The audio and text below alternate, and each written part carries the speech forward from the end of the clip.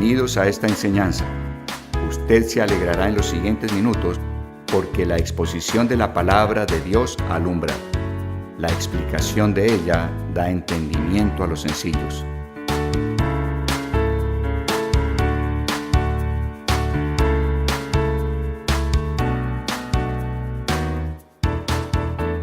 Agradecemos a Dios el que haya despejado nuestra agenda, el que Él haya producido el querer y el hacer. Cuando somos guiados por el Espíritu Santo, lo único que anhelamos es percibir el querer de Dios. ¿Qué quiere Él? Y entonces nos disponemos a satisfacerlo a Él. De modo que es nuestro deseo que todos hayamos venido, porque el querer de Dios fue puesto en nuestros corazones. Amén. De modo que bienvenidos, estamos en el lugar correcto. Estamos en el tiempo correcto y estamos con el Dios correcto. Muy bien, antes de comenzar esta noche, quiero invitarles a que abran sus Biblias en Génesis capítulo 1, por favor. Sus Biblias o sus Biblias electrónicas en Génesis capítulo 1. Génesis 1:31. Encontramos que en todos los 30 versos anteriores de Génesis se nos narra la creación. Pero en Génesis 1:31 encontramos algo que es muy importante tenerlo en cuenta, más aún cuando estamos hablando del día sábado. Entonces, Génesis 1:31 dice, y vio Dios todo cuanto había hecho. Y vio Dios todo. Les animo a que subrayen la palabra todo. Y vio Dios todo cuanto había hecho, y era bueno en gran manera. Y vio Dios todo cuanto había hecho, y era bueno en gran manera. Y es extraño, pareciera extraño, que la Biblia nos narra esto justo cuando Dios está terminando el sexto día. O sea, acaba de terminar toda la creación en el sexto, y lo último que hace el sexto día es mirar todo. O sea, Él da una vista panorámica, todo lo que ha creado. Y al tener esa vista panorámica, Él sencillamente dice, es bueno en gran manera lo que he hecho. Y luego de esto, Él ingresa al sábado, al séptimo día. ¿Qué quiere decir esto para nosotros? Nosotros podemos observar nuestra vida. Entonces piensa ya desde que naciste, los padres que te tocaron, la infancia que tuviste que vivir, la adolescencia, luego, no sé, tu vida de trabajo, luego tu vida de pareja. Piensa en las dificultades, piensa en las enfermedades, piensa en las tribulaciones, piensa en los ratos difíciles, piensa en las malas relaciones, piensa en todo lo que has vivido. Si nosotros creemos que Dios está sobre nosotros, velando por nosotros, debemos hacer y creer que todo lo que ha hecho Dios en nuestras vidas es bueno en gran manera. Sí, pero en tal época tuve muchas dificultades económicas, lloraba, pasaba situaciones muy difíciles, pero debido a esas situaciones económicas a lo mejor tuviste un concepto del dinero diferente al que tenías antes. Tuviste un concepto de lo que era una verdadera amistad, concepto que no tenías antes. ¿Estuviste enfermo? Quizá tuviste y adquiriste un concepto de la salud diferente al que tenías antes de estar enfermo. Pudiste empezar a agradecer el tener bienestar en el cuerpo físico, ¿cierto? En poderte mover con libertad, sin dolores. Una mala relación. ¿Qué aprendiste de esa mala relación? Muchas cosas.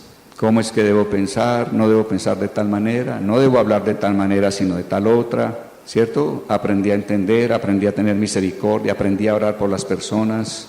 Entonces, ¿qué pasa? Cuando miramos todo el panorama de todo lo vivido, vemos que al final todo ha apuntado al bien.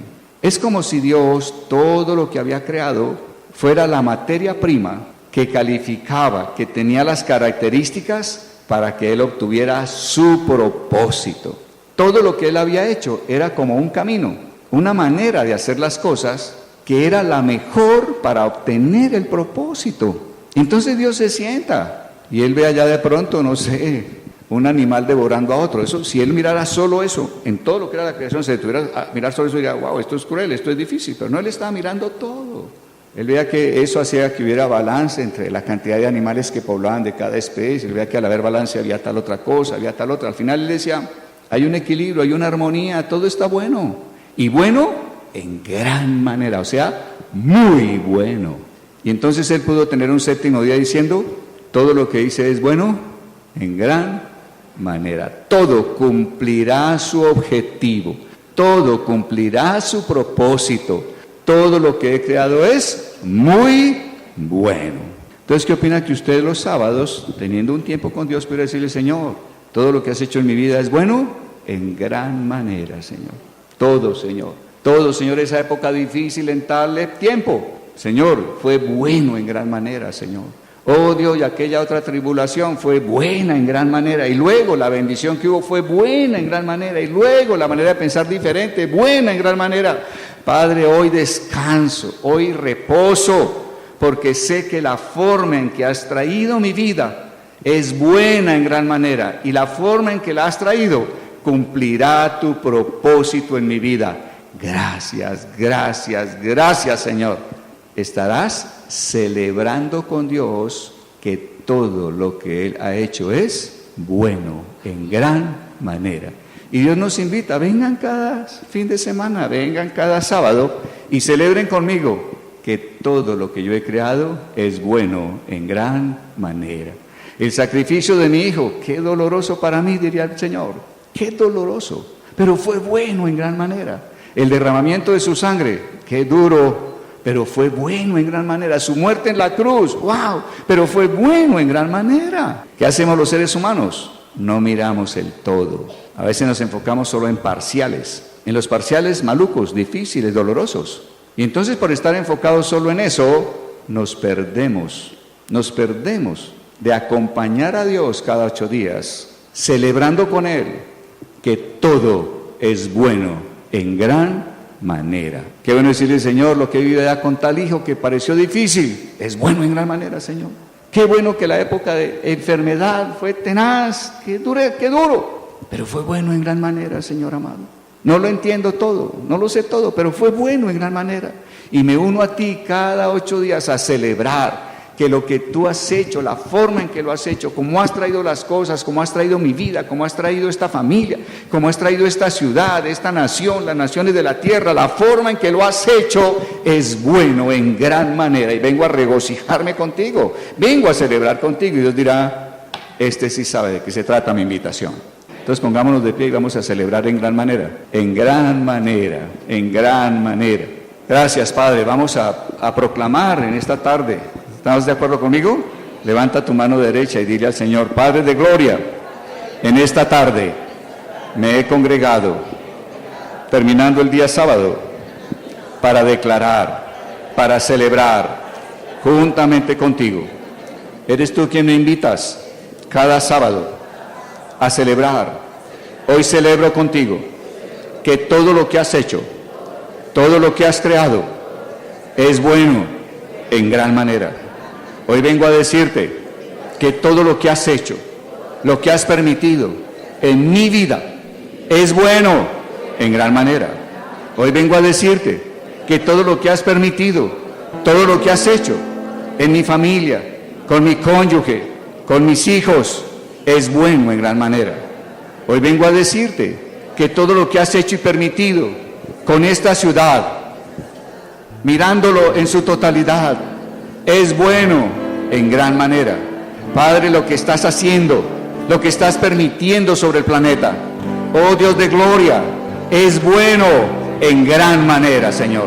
Te exaltamos, porque la manera en que lo has hecho, lograrás el propósito, bendito Dios. Lograrás una novia que sale de la prostitución, oh Dios. Una novia sin mancha, una novia sin arruga para tu Hijo Jesucristo. Y Él viene y reina estos 1000 años con esa novia. Padre de gloria, gracias, gracias, porque todo esto es bueno en gran manera.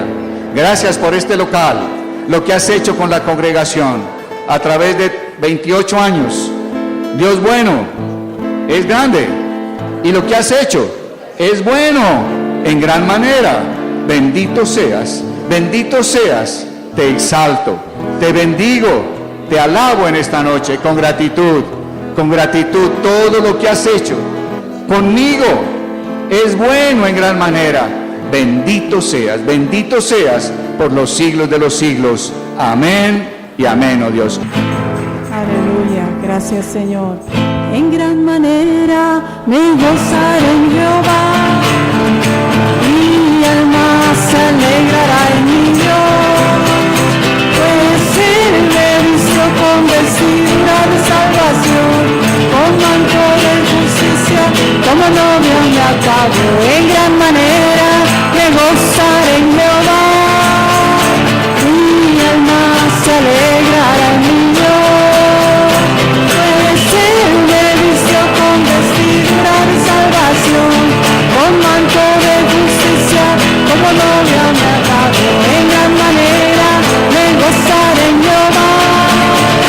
Mi alma se alegrará en mi Dios, pues Él me vistió con vestidura de salvación, con manto de justicia, como novia. En gran manera me gozaré en Jehová. Mi alma se alegra en el Dios de mi salvación, pues Él me vistió con vestidura de salvación, con manto de justicia, como novia me ha atado. En gran manera me gozaré en Jehová. Mi alma se alegrará en mi Dios, pues Él me vistió con vestidura de salvación, con manto de justicia, como no. Una vez más, en gran manera me gozaré en Jehová. Mi alma se alegrará en mi Dios, pues Él me vistió con vestidura de salvación, con manto de justicia, como a novia me ata. Amén. Aleluya. Aleluya. Dale ese aplauso más fuerte. Todo lo ha hecho bueno, todo lo ha hecho bueno en gran manera. Aleluya. Oh, aleluya. Gracias, gracias, mi Señor bueno. Aleluya. Señor, gracias por permitirnos alabar la gloria de tu gracia, bendito Padre. Alabado seas, cuán bueno eres, Señor. Y vio Dios todo cuanto había hecho, y era bueno en gran manera. Bendito sea Dios, bendito sea Él.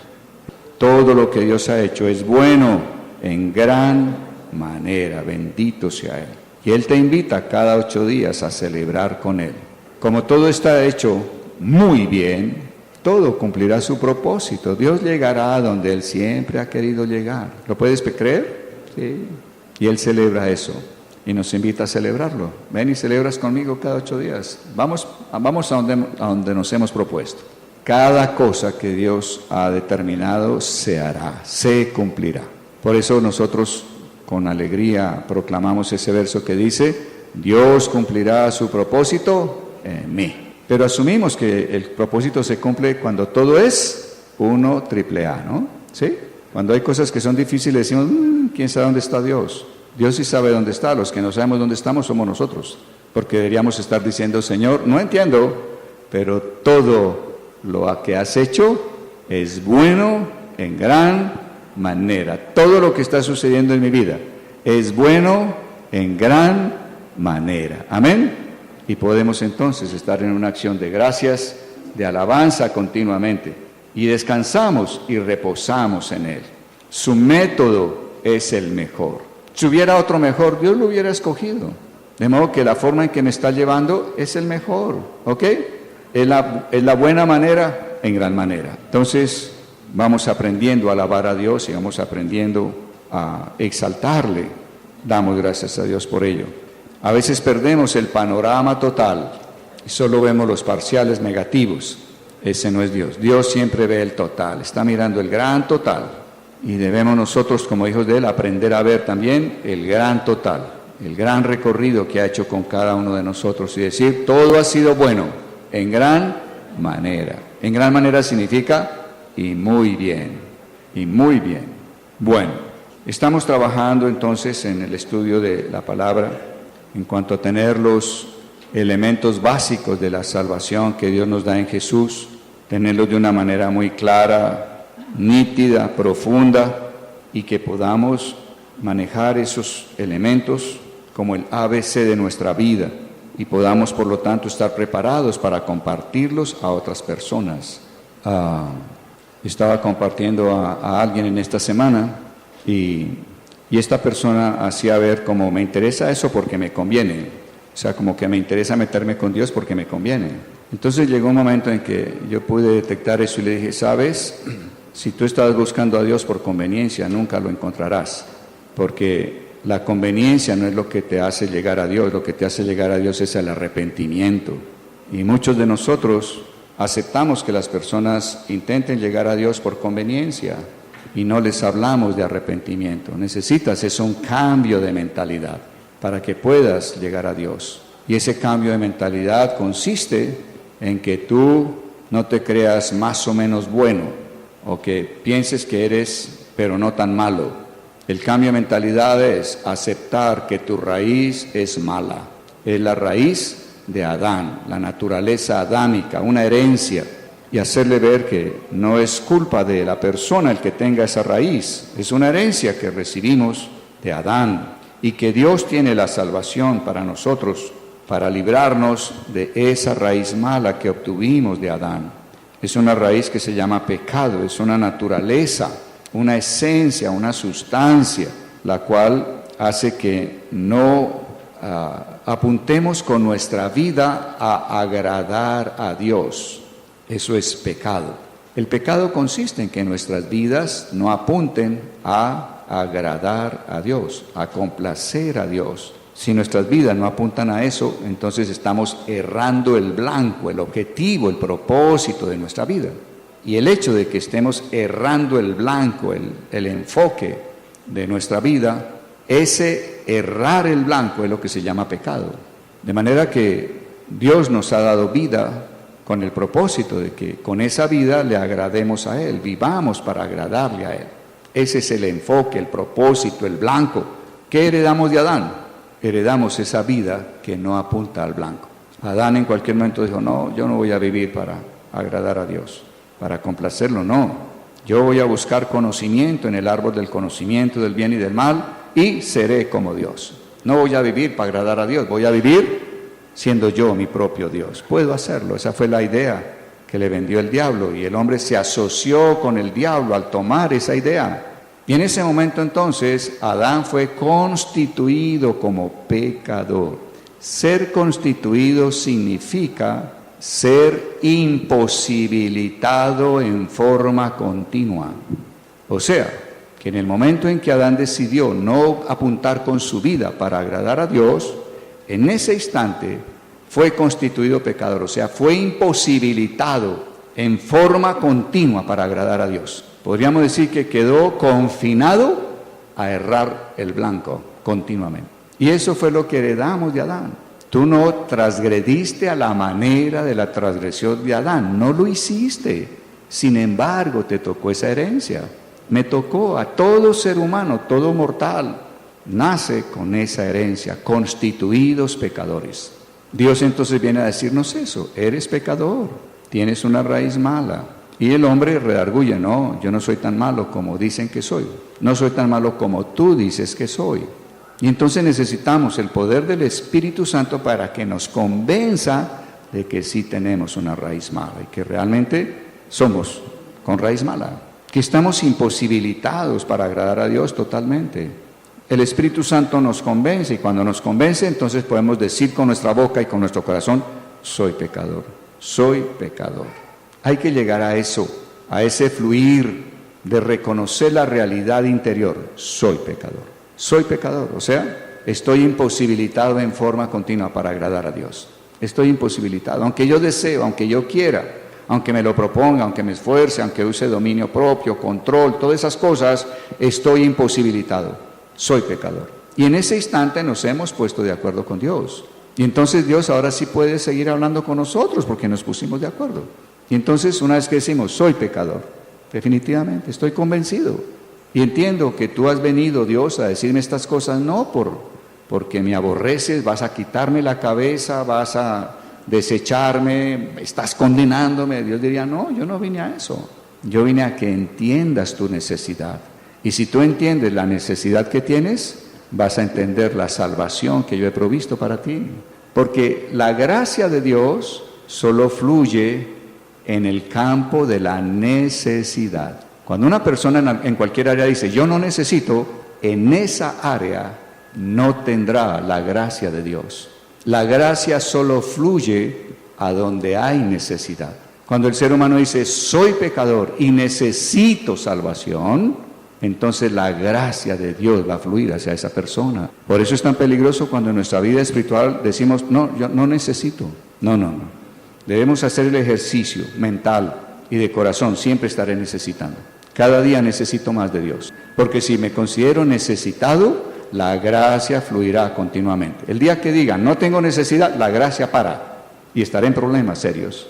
Entonces Dios viene al ser humano a decirle, eres pecador, tienes una raíz mala, es una herencia, tú no eres el culpable y yo tengo la respuesta para ello. Yo vine a salvarte. O sea que es la misericordia de Dios la que hace que Él nos hable como nos está hablando al decirnos, tienes una raíz mala, tienes una herencia mala. Es la misericordia de Dios para con nosotros. Y a la persona hay que hablarle con misericordia.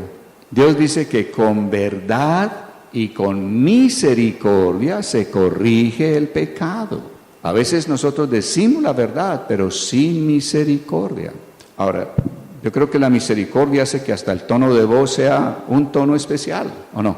Si una persona, tú tienes una raíz mala, eres pecador, estás imposibilitado continuamente para agradar a Dios, estás perdido. Pues sí, eso es verdad, pero ahí no hay ninguna misericordia. Qué diferente decirle, ¿sabes? Dios se compadece de ti y de mí, de todo el género humano. Dios padece con nosotros el hecho de que estemos imposibilitados para agradarlo. Y se compadece de tal manera que Él tiene la solución. Y su solución le costó su Hijo Jesús y lo dio por nosotros. Estoy hablando la verdad, pero con misericordia. Nunca olviden eso. La verdad y la misericordia son las que corrigen el pecado. Si tú hablas verdad sin misericordia, eso es dureza, eso es cruel. Ahora, si tú hablas solo misericordia sin la verdad, eso es total libertinaje. En ninguno de los dos extremos, en ninguno de los dos extremos está Dios. Dios no está en la crueldad, ni Dios está en el libertinaje. Dios está siendo una mezcla perfecta de ambas cosas. Y somos sus hijos, y somos sus embajadores, y estamos llevando el evangelio, la buena noticia. Dios te salvó de esa triste condición que tienes, me salvó a mí, puedo contarte lo que Él hizo conmigo. Y si tú estás hablando la verdad con misericordia, el poder del Espíritu Santo te va a acompañar. Entonces, anhelo que eso quede como una premisa profunda en nuestro corazón. Es la misericordia de Dios, y tenemos que ir como embajadores de Él con esa verdad y con esa misericordia. Entonces le diremos a la persona, tú eres como un árbol que tiene una raíz mala y tienes dos problemas que resolver. Lo uno es los frutos malos que ha habido en tu vida, pecados en plural. Y el otro problema es la raíz mala, que fue la que produjo esos frutos malos. Tienes dos problemas, frutos malos y raíz mala. Entonces la persona dirá, entiendo. ¿Y qué es lo que Dios me trae? ¿Qué me propone Él? ¿Cómo me va a salvar Él? Y le diremos, bueno, Dios primero quiere resolver el problema de los pecados, porque todos estos frutos malos te apartan de Dios, te apartan de Dios. Dios es un Dios santo y todos los pecados que hay en tu vida te apartan de Él. Tú estás apartado de Dios. Dios no puede acercarte a ti por tus pecados. Y Dios quiere resolver primeramente el problema de los pecados y después va a resolver el problema de la raíz que produjo esos pecados. ¿Y cuál es la solución para los pecados? La sangre de Jesús. ¿Y por qué la solución para los pecados es la sangre de Jesús? Porque Dios ha establecido que si una vida no se vive para agradarle a Él, se pierde el derecho a tener esa vida. Cuando un ser humano ha vivido y esa vida no la ha empleado intencionalmente para agradar a Dios, ese ser humano pierde el derecho a seguir teniendo esa vida. Entonces, esto es importante. Perdemos un derecho a la vida. Pues es como si Dios dijera, bueno, tengo que retirar la vida que puse en ti. Y entonces preguntamos, ¿y cómo la va a retirar? Y Dios entonces sigue hablándonos de sus cosas, de sus misterios. Y Dios dice, quiero que sepas que en la sangre está la vida. O sea que cuando hablo de vida, tengo que hablar de sangre. Son cosas que son el lenguaje, son la justicia de Dios, son su sistema. Entonces tendré que decir a la persona, hablar de vida es hablar de sangre, porque en la sangre está la vida. ¿Quién lo dice? Dios. No sé cómo, no sé por qué, Él establece eso. De modo que si Dios quiere retirar la vida de alguien, tiene que retirar la sangre de ese alguien. Tiene que haber derramamiento de la sangre. Así de simple. Ahora, ¿qué ha hecho Dios en su infinita misericordia y amor para con el ser humano? No nos degolló y derramó la sangre nuestra, sino que Él, desde el huerto del Edén, muestra que Él provee un sustituto, que sea el que derrame la sangre por nosotros, nos sustituya en el derramamiento de la sangre, en el derramamiento de la vida. Desde el huerto Él muestra entonces la figura de un sustituto. Cuando Adán peca, Dios lo viste con pieles de animales. Indudablemente Dios era un cordero. Dios sacrificó un cordero en el huerto, o sea, puso el pecado de Adán sobre el cordero y dijo, bueno, ahí está el pecado sobre este animal. El animal es inocente, el animal no tiene pecado, de manera que el animal puede sustituir a este hombre. Y le quitó la vida al animal, y luego con las pieles cubrió a Adán, pero hubo un sacrificio, hubo un derramamiento de sangre, y hubo un sustituto. Entonces, cuando hablamos de derramar la sangre, hay necesidad de hablar de un sustituto, y debes tenerlo claro y decírselo a la persona. Jesús es el Cordero de Dios. Debes mirarte en Jesús y ver tus pecados en Jesús, y Jesús derramando su sangre por todas aquellas acciones con las cuales no agradaste a Dios, en que tu vida no fue empleada para agradar a Dios. En lugar de derramar Dios la vida que hay en ti, derramó la vida que hay en Jesús. Él hizo que Jesús te sustituyera en el derramamiento de la sangre. Y la gente va a decir, pues hasta ahora estoy entendiendo. Hay personas que dicen, ¿por qué cuando me hablan de Dios tienen que hablarme de Jesucristo? No entiendo. ¿Y por qué si me hablan de Jesucristo tienen que hablarme de Jesucristo crucificado? No entiendo. ¿Y por qué si me hablan de Jesucristo me tienen que hablar de sangre? No entiendo, dicen las personas. ¿Lo están entendiendo ahora sí? Entonces se les dice, ¿entiendes por qué hablarte de Dios es hablar de Jesús, de un sustituto? ¿Entiendes por qué hablar de Jesucristo solo vale la pena? Es importante si hablamos de que Él derramó su sangre por tus pecados. Y entonces la gente dice, hola, estoy entendiendo. Estaba ayer en la cárcel hablando esto aquí en Cali. Hay un hombre que fue uno de los directivos de Telepacífico. En alguna época se metió de testaferro y está en la cárcel. Este hombre se sentó por primera vez y decía, oiga, esto es increíble, yo no había entendido. Y él hacía preguntas, ¿y por qué me tiene que hablar de Jesucristo? ¿Y por qué me tiene que hablar de sangre? ¿Y por qué me tiene que hablar de derramamiento? ¿Y por qué me tiene que hablar de esto? Y yo le iba explicando. Y el hombre decía, la próxima vez yo estoy aquí sentado. Y te espero. Entonces la gente va entendiendo.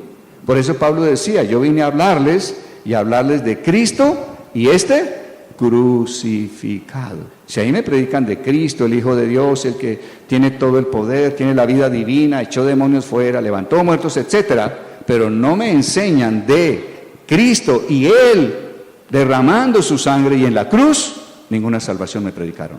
¿Es esto claro? Porque la mayoría de la gente dice, no, yo creo en Cristo. ¿Qué crees? No, pues sé que es un hombre que vino, ¿no? Dice que es el Hijo de Dios. Y ellos asumen que con esa creencia, en eso nomás, ya están bien. No, no están bien. Porque para estar bien con Dios hay que creer en Cristo y en Cristo crucificado. Y entender en qué consistió el derramamiento de la sangre. El mundo afuera está pensando diferente. No, yo creo que Él es el Hijo de Dios. Pero ¿qué sabes de Él? ¿Qué sabes de su cruz? ¿Qué sabes de su sangre? ¿Qué sabes de su muerte? ¿Qué sabes de su resurrección? ¿Qué sabes de Él? No, pues que es el Hijo de Dios. Pues eso es nada. Eso es nada. Con respecto a la salvación, eso es nada.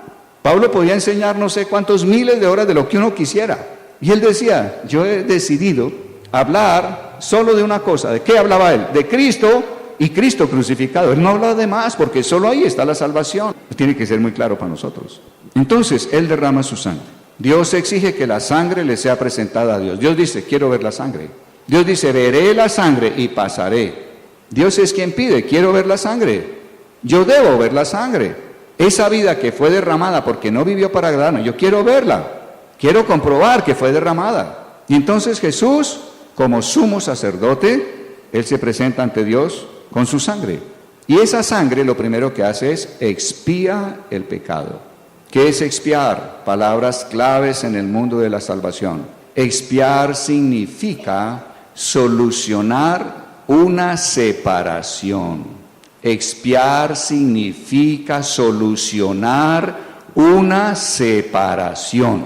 Si yo tuviera dos elementos en mi mano, supongan que estos dos elementos deberían ir juntos, supongan. Pero aquí, tal como los ven, los tengo separados. No sé, 2, 3 centímetros, están separados. Están separados, ok, mírenos, están separados. Si yo logro poner algo que salve la distancia, que sane la separación, que quite la separación, a eso se llama expiar. Si yo pudiera considerar a lo mejor un pedazo de brea y coloco brea en el espacio que hay entre esto y esto, colocar a brea y vuelven a estar nuevamente juntos, el poner esa brea, el resolver esa separación entre estos dos elementos, a eso se llama expiar. ¿Qué es lo primero que hace la sangre para con Dios cuando Dios la ve? Lo primero es, Dios ve que ya no hay separación de Él con nosotros. Ya no hay separación. Expió el pecado. Eliminó la separación que el pecado establecía entre Dios y nosotros. Eso es expiar. Entonces Dios ve la sangre de Jesús e inmediatamente Él ve resuelta la separación. Ya no hay separación. Hubo expiación. Entonces Dios ya no se siente separado del ser humano. Y como no está separado, entonces Él ha sido propiciado. O sea, Él ahora puede derramar, puede fluir en su buena voluntad para con el hombre. ¿Qué hace Dios ya propiciado? Cuando ya no hay separación, entonces Dios da el perdón de pecados. Quita los pecados del ser humano. Los quita. Es como decirle, no hay ningún cargo contra ti. No lo hay.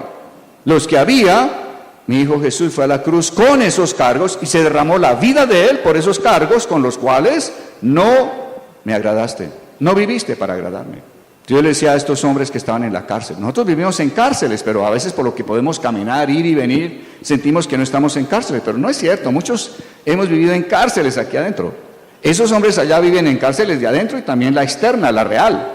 Entonces yo les decía a ellos ayer, ¿qué opinan ustedes que en la próxima audiencia el juez que lleva su caso diga, señor Rodríguez Peña, no hay cargos contra usted, queda libre? ¿Qué harían? Entonces dijeron, oiga, ¿qué hay que hacer para que eso pase en mi vida? Porque ellos saben lo que es tener cargos encima y estar esperando un juicio por los cargos que hay sobre ellos. Pues Dios quita los cargos de nosotros. Oye, eso debería ser algo que nos impacta realmente. No hay cargos contra mí. O sea, mis pecados fueron perdonados, fueron quitados. Pero Dios, al hacer eso en mí, cambia mi mente. Y ese cambio de mente se llama reconciliación. Ya no soy enemigo de Dios en mi mente. Ahora siento que debo ser amigo de Él. Qué amor tan grande que siendo yo pecador y enemigo de Él en mi mente, fue a la cruz su Hijo por mí. Oye, ¿yo por qué soy enemigo de Dios? ¿Cuál es la causa por la que soy enemigo de Dios? Y encontrarás que no hay ninguna causa.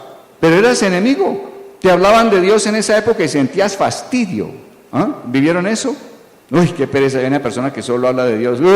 Cambiemos de andén. No, yo quiero evitarlo. No, si allá está fulano, ni a esa reunión voy. Esa persona sino hablar de Dios. ¡Qué pereza!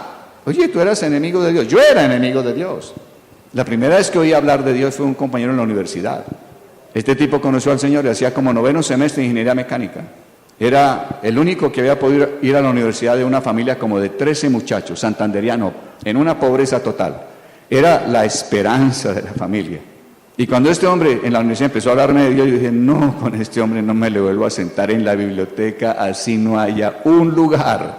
No lo volveré a hacer. Nos fastidiaban las cosas de Dios. Éramos enemigos. Dios nos reconcilió y ahora somos amigos en nuestra mente. ¿Y qué más hace Dios? Quita toda acusación. Ya Dios mismo no nos acusa. Ya el diablo no nos puede acusar.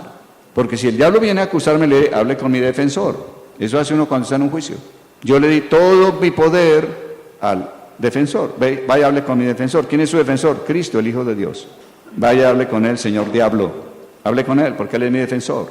Y el diablo irá donde Jesús. Oye, mire esta persona, ella hizo esto. Y el Señor le dirá, ¿sabes? Mira mi sangre. El Padre le dio el valor para quitar toda acusación. Mira mi sangre. Entonces, no hay acusación de Dios hacia mí, no hay acusación del diablo. Y no puede haber acusación de mí contra mí mismo. No puede haber, no lo permitas, no te acuses, no te flageles, como dice la gente. ¿Ok? Porque la sangre tuvo el poder y tiene el poder para quitar toda acusación de sobre ti. Entonces la sangre ha dado esa primera solución, resolvió el problema de los pecados, de los malos frutos. Entonces la persona dice, oiga, me siento bien, me quitaron un tremendo peso al quitar todos estos pecados que había sobre mi vida, me siento liviano, me siento peso pluma, espectacular, qué bien, oiga, yo recibí el perdón, lo experimenté, yo sentí que vivo como con toneladas menos encima, eso siento en mi interior, soy libre, qué bueno. Bueno, le decimos excelente, estás experimentando la salvación de Dios. Ahora, ¿qué va a suceder con esa persona? Que vuelve a pecar. Entonces va a Dios y pide perdón, y Dios lo perdona. Y entonces vuelve y sale diciendo, oiga, y poco después vuelve y peca, vuelve a pedir perdón, vuelve a ser perdonado, sale, vuelve y peca, y se vuelve su vida un círculo terrible. Y entonces la persona dirá, no entiendo, ¿qué pasa? Si la sangre hizo todo esto, ¿qué pasa? Y el Señor le dirá, es que mi salvación hasta ahora va en proceso, tienes que entrar al siguiente proceso de mi salvación. Y diríamos, ¿cuál es el proceso? Y el Señor dirá, no pienses que porque mi sangre perdona el pecado, tú puedes seguir sirviendo al pecado. No lo pienses ni siquiera. Y entonces por eso es que la palabra en Romanos 6 comienza para hablarnos del siguiente paso. En Romanos, los primeros 5 capítulos, ¿habló de qué? Habló de la salvación de los pecados, primeros 5 capítulos de Romanos, hasta el 5:11. Pero de ahí en adelante, hasta el capítulo 8, el apóstol Pablo habla de la segunda etapa en la salvación. ¿Cuál es? Muerte. Él entonces empieza a hablar de cruz y de pecado, de cruz y la raíz que produjo y produce los pecados. Entonces él en los capítulos 6, 7 y 8 habla de cómo ser libre de la raíz mala. Ya no es de los frutos malos, hay que ir ahora a la raíz. Y entonces comienza en el verso 6:1 diciendo, ¿qué pues diremos? ¿Perseveraremos en el pecado para que la gracia abunde? Porque se ha dado cuenta el ser humano que entendió lo de la sangre, pero que sigue pecando, va y pide perdón y es perdonado. Entonces puede decir, oye, esto como que es peco, pido perdón y empato y sigo la vida. Y Dios dirá, no, no es así, estás equivocado si has pensado así. Y entonces por eso el apóstol Pablo da como una especie de exclamación y dice, ¿qué pues diremos? Que porque somos perdonados podemos perseverar en el pecado para que la gracia abunde y abunde cada vez que voy allá al trono de Dios. Y el mismo apóstol Pablo responde, de ninguna manera. Esa es contundente la respuesta de él, de ninguna manera vas a pensar que porque hay perdón y gracia por la sangre, perseverarás en el pecado, de ninguna manera. Entonces diremos, ¿y cómo le hago? Y él entonces comienza a decir, porque los que hemos muerto al pecado, ¿cómo viviremos aún en él? Él empieza a hablar de muertos, de muerte, de pecado, muerte, cruz, muerto, pecado. Ese es el lenguaje de esos siguientes capítulos, 6, 7 y 8. Y debes tú saber de qué está hablando él, para que puedas apropiarte de todo lo que él nos está dando. ¿O no sabéis que todos los que hemos sido bautizados en Cristo Jesús, hemos sido bautizados en su muerte? Y entra entonces el gran concepto del bautismo. Pablo está diciendo, no, usted está muerto al pecado. Y usted entró en esa muerte cuando se bautizó en agua. Entonces dice acá, porque somos sepultados juntamente con él para muerte por el bautismo. Entonces, si estamos realmente deseando ser salvos de esa raíz mala, diremos, ¿qué se requiere para ser bautizado? ¿Qué se requiere para ser bautizado? Yo quiero que esa muerte sea una realidad en mi vida, que esa raíz mala esté muerta totalmente y no produzca nada en mi vida. Y la respuesta será, bautícese, bautícese. Identifíquese con la sepultura, identifíquese con la sepultura, es lo que está diciendo acá, porque somos sepultados juntamente con él para muerte por el bautismo. Si usted se identifica con la sepultura mediante el bautismo en agua, se está identificando también con la muerte de él es tu muerte. Ahora nosotros nos preguntamos, ¿y cómo puedo creer eso? Si el que murió fue él. Yo no entiendo cómo si el que murió fue él, pueda yo decir que yo también he muerto, no entiendo eso. Buena pregunta. ¿Por qué puedo yo pensar que si él fue el que murió, yo también morí? ¿Por qué puedo pensar eso? Solo por una causa. ¿Cuál? Dios te incluyó en Jesucristo. Dios te incluyó en Jesucristo. ¿Qué quiere decir te incluyó? Te injertó en el cuerpo de Cristo. Y eso nació de su pura y buena voluntad. Dios en su misericordia nos injertó en el cuerpo de su Hijo. Y todo lo que le pasó a ese cuerpo, nos pasó a nosotros. ¿Quién lo dice? Dios Padre. Por Él estamos en Jesucristo. Por Él estás injertado en el cuerpo de Jesucristo. Ese es uno de los pilares de la fe para que la muerte traiga la bendición que tiene para nosotros, la salvación que tiene para nosotros. Debido a que Dios me ve incluido en Jesucristo, Él me identificó con Él. Entonces, la inclusión produce identificación. La inclusión produce identificación. Esto tiene que ser tan claro como que estamos a tal hora, en tu vida, en tu mente, porque esto es lo que vas a transmitir a otras personas. Yo le diría a una persona, tú puedes creer que la muerte de Él es tu muerte. ¿Sabes por qué? Por algo sencillo. El Padre, en su amor, en su misericordia, en su deseo de salvarte, Él te incluyó en Jesucristo. O sea que Él te injertó en el cuerpo de Cristo, y todo lo que pasó al cuerpo de Él te pasó a ti, porque Él te incluyó. ¿Y sabes por qué tú estás muerto y estás resucitado? Porque el cuerpo de Cristo murió, y el cuerpo de Cristo resucitó, y el cuerpo de Cristo fue levantado a los cielos, y lo que le pasó a ese cuerpo de Él, te pasó a ti, porque tú estás injertado por el amor de Dios en ese cuerpo. ¿Lo crees? Y la persona dirá, va para esa. Y entró en la fe, porque hay personas que no entienden, y tienen toda la razón. ¿Cómo así que estoy muerto? Si el que murió fue Él, ¿cómo me viene usted a decir que si Él murió yo morí? No entiendo. Tienen toda la razón en hacer esa pregunta. ¿Qué es identificación?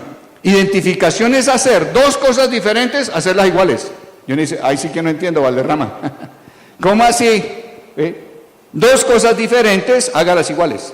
Yo soy diferente a Jesús, Jesús es diferente a mí.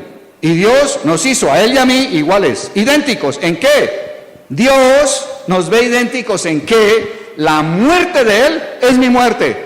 La resurrección de Él es mi resurrección. La ascensión de Él y su sentarse en el trono en los lugares celestiales es también la mía. Somos idénticos en eso. ¿Por qué? Por la identificación. ¿Y por qué me identifico? Porque Él me incluyó en Cristo de su puro amor. Esto es fundamental en nuestra fe de salvación. Supongan que yo dijera, voy a ser idénticos estos dos elementos, este y este. Ustedes dirían, Valderrama, estás loco. Son dos cosas totalmente distintas. Yo los puedo hacer idénticos. ¿Cómo así? Yo los puedo hacer iguales. ¿Cómo así, Gonzalo? Sí, son iguales en cuanto a qué. Esto lo puedo manipular con mi mano, y esto lo puedo manipular también con mi mano. ¿Son idénticos en qué? En que son manipulables por la mano del ser humano, punto. Dos cosas diferentes las puedo hacer iguales, idénticas.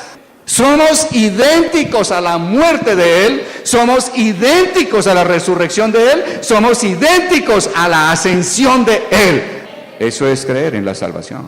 Y si no tenía esto, pues yo decía ser salvo, pero la realidad no lo tenía. Solo puedo poseer lo que entiendo. Solo puedo poseer lo que entiendo. Si tú no entiendes la salvación, tú no podrás disfrutar la salvación. Por eso es importante la revelación, es importante la enseñanza.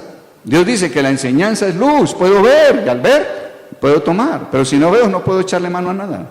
Entonces, de eso es lo que nos habla Pablo en todos los capítulos 6, 7 y 8, y de eso trata la lección de hoy. ¿Estamos dispuestos? Título de la lección de hoy, ¿cómo entrar en la vida cristiana? Dice acá, para entrar en la vida cristiana debemos tener, en primer lugar, el conocimiento y experiencia de la obra de la sangre de Cristo. ¿Estamos entendiendo eso ahora sí? Claro. La primera etapa es entender la obra de la sangre. ¿Y la obra de la sangre trata con qué? Con pecados en plural, con los frutos malos. En el Calvario el Señor Jesús llevó por nosotros nuestros pecados como nuestro sustituto y los expió por el derramamiento de su sangre para que Dios fuera propiciado y en su misericordia nos diera el perdón, justificación, reconciliación y redención. Estas constituyen el fundamento que establecemos por medio de la fe en Cristo para entrar en la vida cristiana. Expiación, propiciación, justificación, redención son los fundamentos, los primeros pasos en la vida cristiana, en la salvación que Dios nos ha dado en Jesucristo. Los capítulos 1 a 8 de Romanos nos indican cómo adentrarnos en la salvación y la palabra en ellos nos muestra dos aspectos diferentes de dicha salvación. En el primero conocimos la sangre para expiar lo que hemos hecho y en el segundo tendremos la cruz para tratar con el pecador, quien es la raíz de los pecados. Primera parte de los 8 capítulos. Primeros 5 capítulos, la sangre. Siguientes capítulos, 6, 7 y 8, la cruz, la muerte de la raíz. Los capítulos, perdón, acá, ¿dónde voy? Dice acá, necesitamos la sangre para perdón y luego la cruz para librarnos ¿de qué? De la raíz mala. La sangre me libra de los frutos, la cruz me libra de la raíz mala. En esas dos secciones también se mencionan dos aspectos diferentes de la resurrección. Recuerda que tú fuiste incluido, identificado con Cristo en la resurrección. Entonces tú puedes decir, si Cristo resucitó, yo resucité. Punto. No lo siento, no lo entiendo. No hay nada especial dentro de mí, pero es una realidad. Yo estuve injertado en Él. Si Él resucitó, yo resucité. Si Él subió a los cielos, yo subí a los cielos. ¿Por qué? Yo estoy injertado en su cuerpo. Lo que su cuerpo físico experimentó, igualmente lo experimenté yo. Listo, eso es lo que Dios dice y lo creo. En Romanos 4:25 se menciona la resurrección como prueba de nuestra justificación. Jesús, Señor nuestro, fue entregado por nuestras transgresiones y resucitado para nuestra justificación. Jesús puede decirnos, yo morí por ti, yo fui a la cruz por ti, yo llevé tus pecados y derramé mi sangre por esos pecados. Si Él no hubiera resucitado no tendría cómo decírnoslo. Su resurrección es una prueba de nuestra justificación. Dice, aquí se trata de nuestra posición ante Dios. O sea, hemos sido justificados por Dios. Ahora estamos cercanos a Dios. Es nuestra posición, ya no estamos lejos, estamos cercanos. Ya no tenemos cargos encima. Estamos libres de toda acusación. Es nuestra posición ante Dios. Dice acá, en el capítulo 6, verso 4, la resurrección se menciona como una comunicación de vida a fin de que andemos en santidad.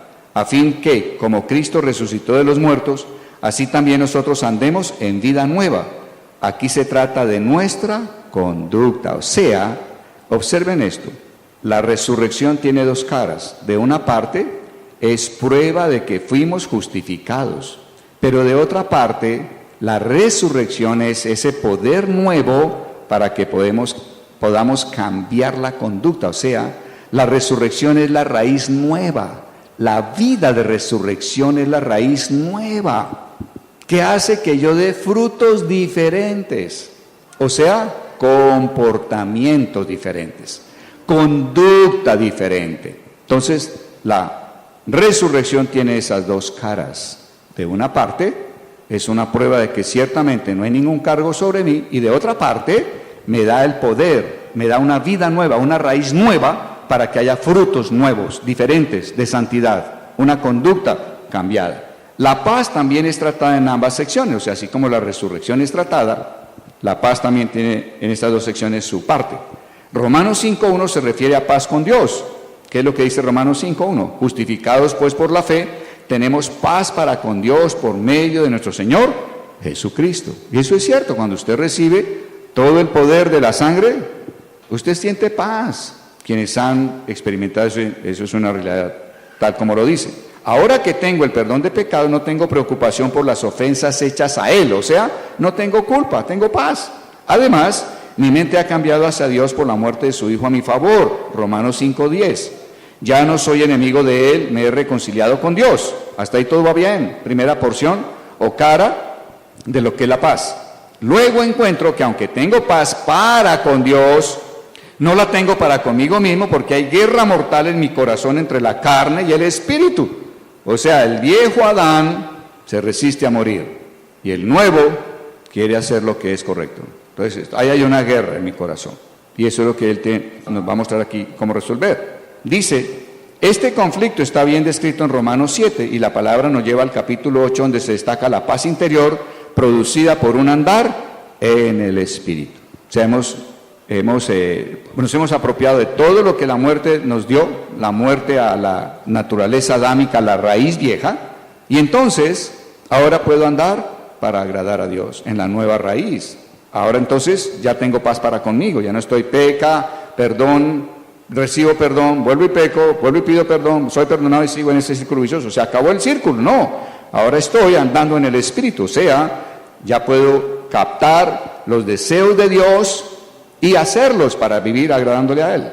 La mente carnal es muerte, porque es enemistad contra Dios, pero la mente del Espíritu es vida y paz. Entonces estoy andando en el Espíritu, estoy detectando cada deseo de Dios, lo agrado, voy bien, no hay ningún problema. Ahora tengo paz también para conmigo mismo, tengo paz para con Dios y tengo paz para conmigo. En conclusión de todo esto, la primera sección de Romanos 1 hasta 5:18 trata la justificación, el quitar los pecados, las culpas sobre nosotros, la cual soluciona el problema de nuestra posición delante de Dios. Para ello Jesús derramó su sangre y en esta parte de su obra actuó solo. Jesús estuvo solo en el derramamiento de su sangre. Tú no estabas allá al pie de Él cuando Él recibió la corona de espinas, o cuando le arrancaron la barba, o cuando lo azotaron. Tú no estabas incluido en Él, ni injertado en Él. Él solo hizo todo ese proceso. Tú simplemente lo ves como tu sustituto. La palabra nunca dice algo así como que derramamos nuestra sangre juntamente con la de Cristo. En ninguna parte dice eso. En el derramamiento de sangre, Él actuó como nuestro sustituto. La segunda sección, Romanos 5:19 hasta el capítulo 8, tiene como tema la santificación, o sea, la conducta, la cual trae solución al problema de nuestra conducta. Para ello, Jesús murió para hacer que nosotros pudiéramos morir. En su muerte nos incluyó a ti y a mí. Ya tienes claridad de ese concepto, ¿cierto? Entremos en la segunda sección, nuestra santificación, la conducta, no volver a los mismos pecados, después de que la sangre hizo todo su trabajo en mi vida. Cuando murió el Señor, hizo cesar toda vida en Adán. Recuerden esto, Dios jamás va a mejorar la naturaleza adámica que hay en cada uno de nosotros, jamás la va a mejorar. Él la va a eliminar mediante la muerte. Cuando resucitó nos impartió nueva vida. Ya no hay nada de la vida de Adán. Murió en la cruz. La muerte en la naturaleza adámica es el secreto de la emancipación, o sea, de la liberación definitiva. Pero ¿cómo morir? No se trata de una muerte de nosotros mismos matándonos. No se trata de que la persona diga, pues entonces me voy a suicidar, voy a matarme para librarme de seguir en esta conducta equivocada. No se trata de eso. Se trata de que sepamos qué es lo que Dios hizo. Entonces sigamos leyendo. Ya lo expliqué para que pudiéramos entender estas porciones. Dice, no es matándonos a nosotros mismos, no. Es reconociendo que Dios nos ha juzgado en Cristo. ¿O no sabéis que todos los que hemos sido bautizados en Cristo Jesús hemos sido bautizados en su muerte? Ahora nos preguntamos, si Dios ha tratado con nosotros en Cristo Jesús, ¿cómo entramos en Cristo? Si Dios me juzgó en Cristo, si Dios me dio muerte en Cristo, ¿cómo es eso? No lo entiendo. ¿Cómo entro a Cristo? No tienes modo de entrar y tampoco necesitas tratar de entrar. No hagas nada. ¿Y por qué no hago nada? Porque ya estás en Cristo. Dios lo ha hecho porque está a nuestro favor. Por Él estáis vosotros en Cristo Jesús. 1 Corintios 1:30. Ese versículo va a tener un valor para ti como nunca antes lo haya tenido. 1 Corintios 1:30. Por Él, por el Padre, estoy en Jesucristo. Estoy incluido en Él, estoy injertado en Jesucristo.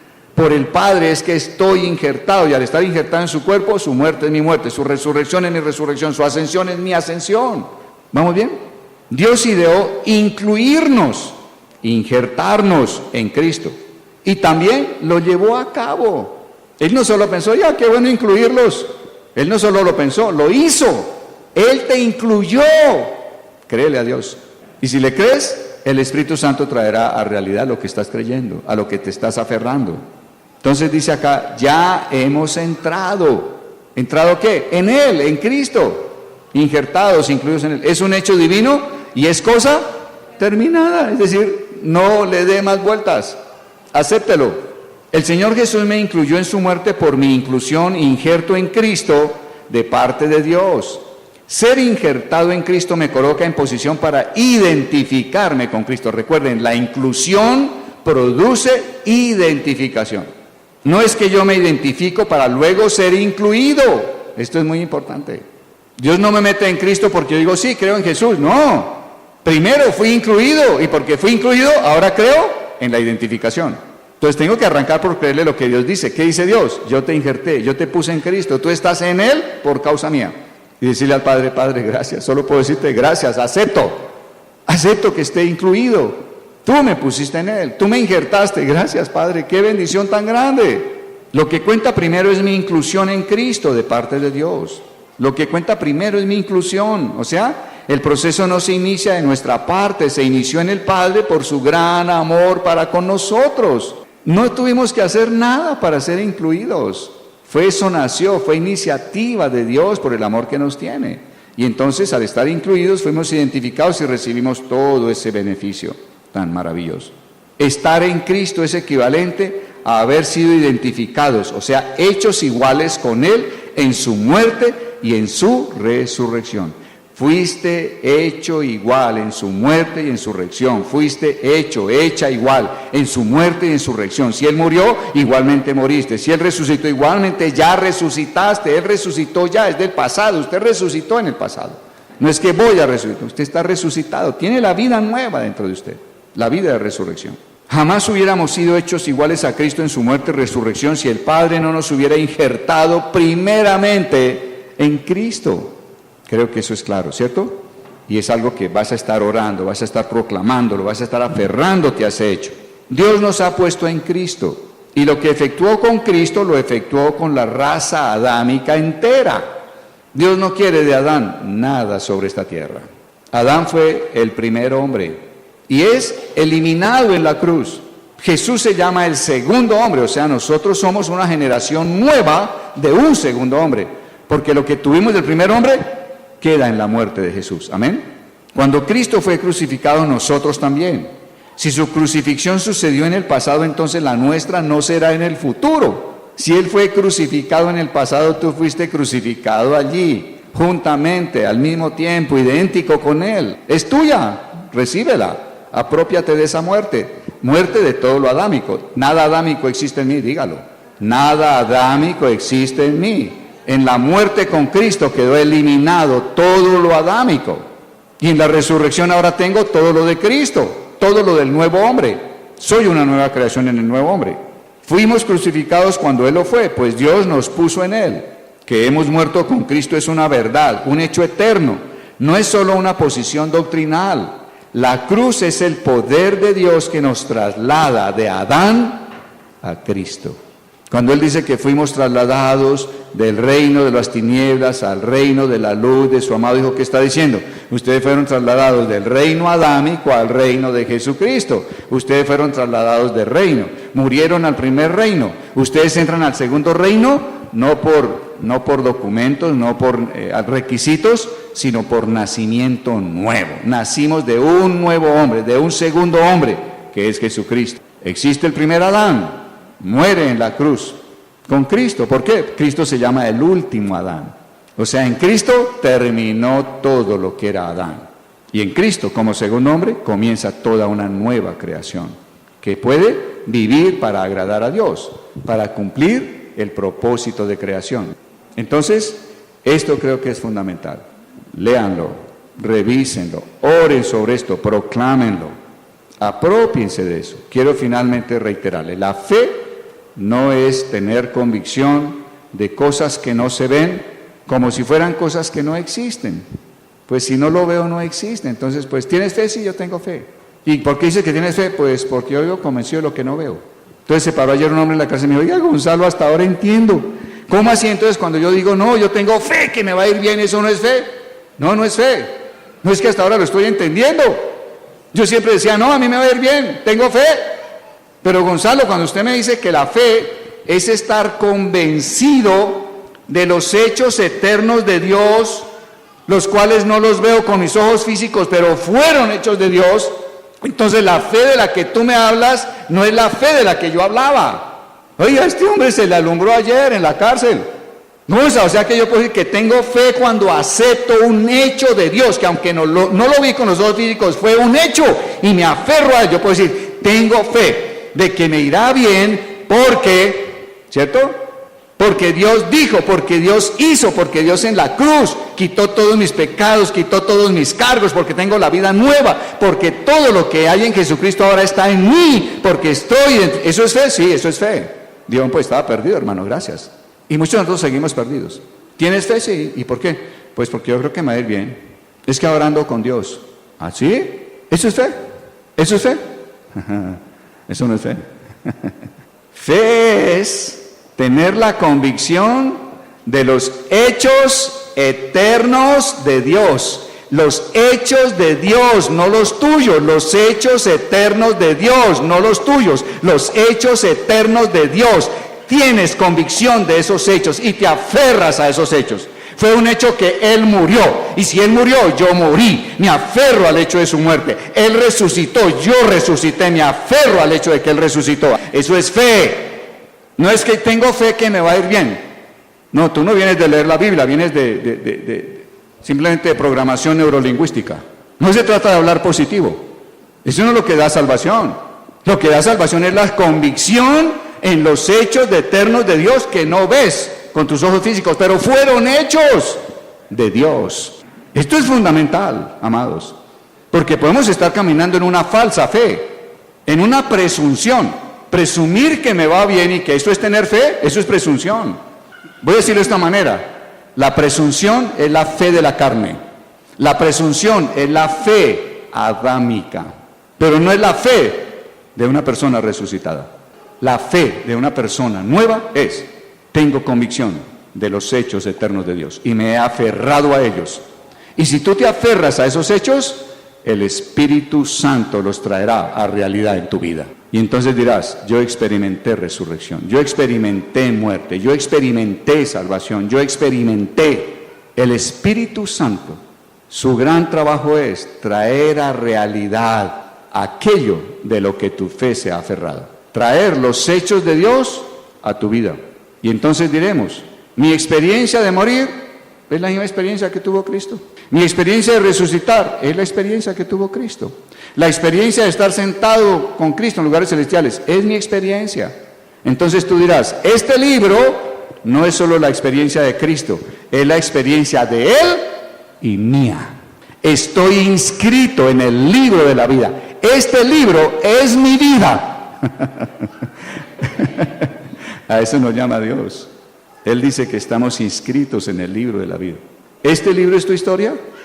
Es la pregunta. Si este libro es solo la historia de Cristo, pues no te has apropiado de la salvación. Pero si este libro es la historia de Cristo y además es la tuya, porque tiene las mismas experiencias que Él tuvo, entonces tú estás inscrito en el libro de la vida.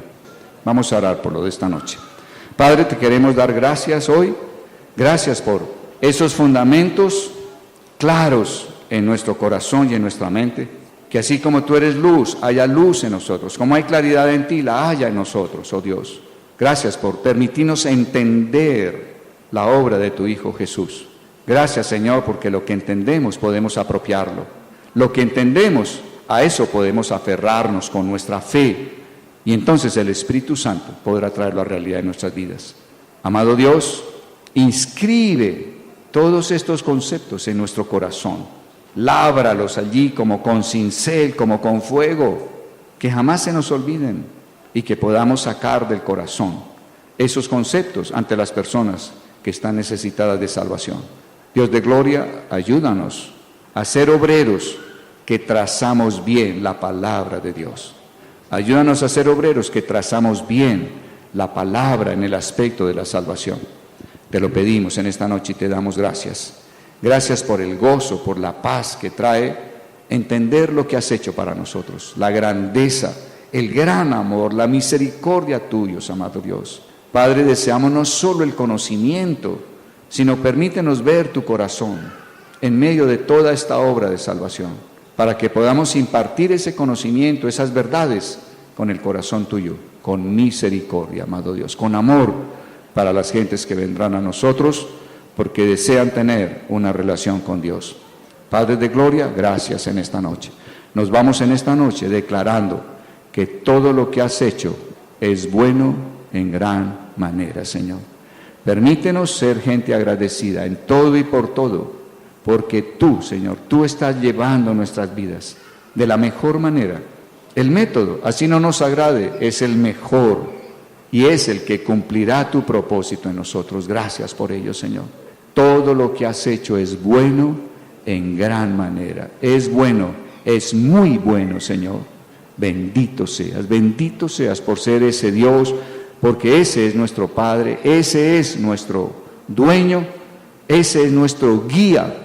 Alabado seas. Hoy con confianza y con un corazón sincero, confiado, podemos decir, Dios cumplirá su propósito en mi vida.